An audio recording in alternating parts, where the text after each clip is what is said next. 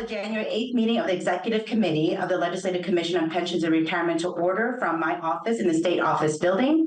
This meeting is being held in accordance with the memo dated on March 29th of 2023 from the LCC Chair and Vice Chair regarding remote meetings during the 2023-2024 session. The Commission Assistant will take the roll.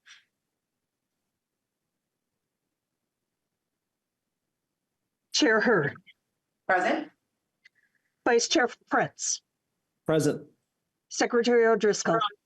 Present. A quorum is present. Pursuant to LCPR Rule 4, the Executive Committee will act on behalf of the full Commission between Commission meetings. The full Commission will be notified of the Executive Committee's action. Chair, so our first, I have an echo now. You're on camera, is that okay, Sean? Yeah. Okay. So our only item on the agenda is a consideration and approval of applicants for the 3 seats to be appointed by the Legislative Commission on Pensions and Retirement to the Minnesota Secure Choice Retirement Program Board of Directors. I will ask our nonpartisan staff to run through the underlying legislation, the appointment process, and applicants. Executive Director Susan Lenczewski, please proceed. Thank you, Chair Hurd. Good morning to both of you and to Chair Hurd and staff. My name is Susan Lenczewski. As you're all aware, last session, the legislature passed the Minnesota Secure Choice Retirement Program Act. The act establishes a 7-member board of directors, and 3 of those members are required to be appointed by the commission by January 15th of 2024. To accomplish this by January 15th, Chair Hurd has been working with staff to hold a meeting of the executive committee at which a slate of 3 directors will be approved, we hope. To provide context, the board of directors is to consist of 7 members, 2 ex officio members who are the executive director of MSRS and the executive director of the State Board of Investment, 3 members chosen by the LCPR, and 2 members appointed by the governor. Except for the MSRS and SBI executive directors who serve indefinitely, all other directors serve 2-year terms. The commission does not have a process for appointing board members for an agency such as the new Secure Choice program, so we started from scratch in consultation with LCC staff and House Research.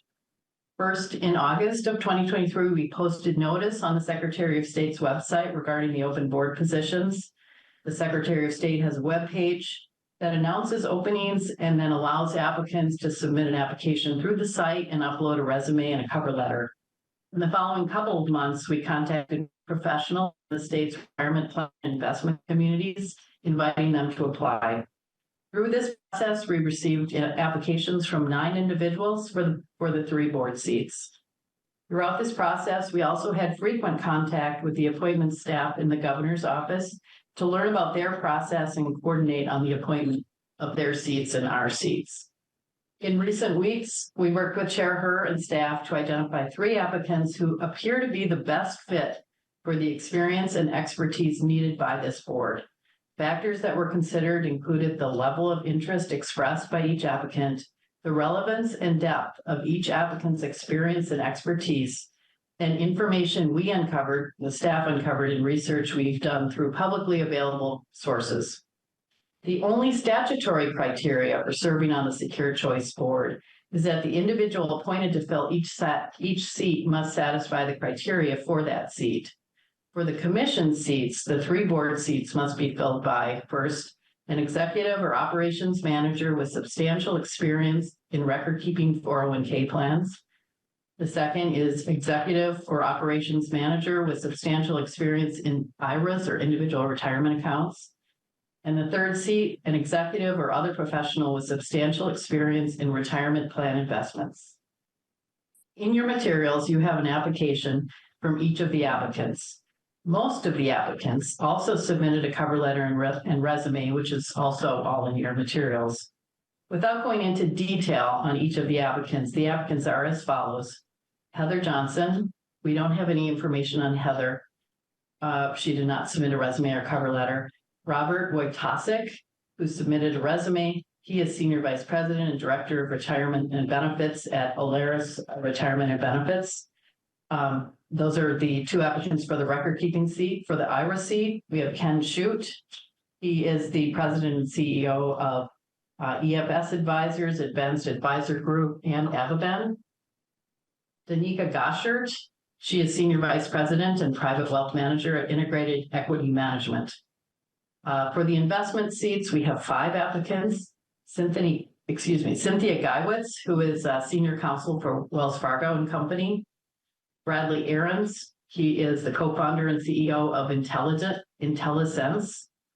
James Miley, he is co-founder, managing director, and CIO of Hayes Financial Group. Ellen Hoppy, who is the Director of Banking, Investments, and Debt for the City of Minneapolis. And Peggy Ingeson, who is currently retired, but most recently served as CFO and Senior Administrative Officer for the Minnesota Historical Society. As mentioned, we have been working with the chair, reviewing the applicant's submissions and publicly available information. The chair will go ahead now, I think, with the slate. That's it for me. Any questions? I can answer those. Otherwise, I'll turn it over to Chair Herr. Thank you, Director Lencheski. And before I move for approval of the applicants recommended by LCPR staff, is there discussion on the approval of the applicants or questions on the process? I don't see any. And so, again, I just want to reiterate that the individuals that we are appointing today, before I go into the having us vote through this, again, Cynthia Gurwitz to the seat designated for an executive or operations manager with substantial experience in record keeping and 401k plans. Danica Gosher to the seat for the executive or operations manager with substantial experience in individual retirement accounts. And James Miley to the seat for an executive or other professional with substantial experience in retirement plans. So seeing that there is no further discussion, I do move approval of each of the following applicants to the seats indicated next to each to serve on the board of directors of the Minnesota Secure Choice Retirement Program effective January 15th, 2024, subject with respect to each applicant to satisfy completion of a background check. The commission assistant will take the roll. Chair Herr. Aye. Vice Chair Prince. Aye. Secretary O'Driscoll. Representative O'Driscoll, you're muted. As a courtesy, then you didn't hear my vote. I'm sorry. Aye. Thank you. There are 3 ayes and 0 nays.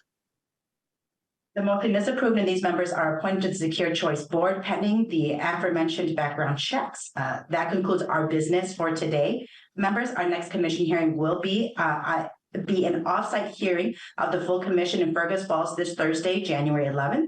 And seeing that there is no further business in front of the executive committee, this meeting is adjourned.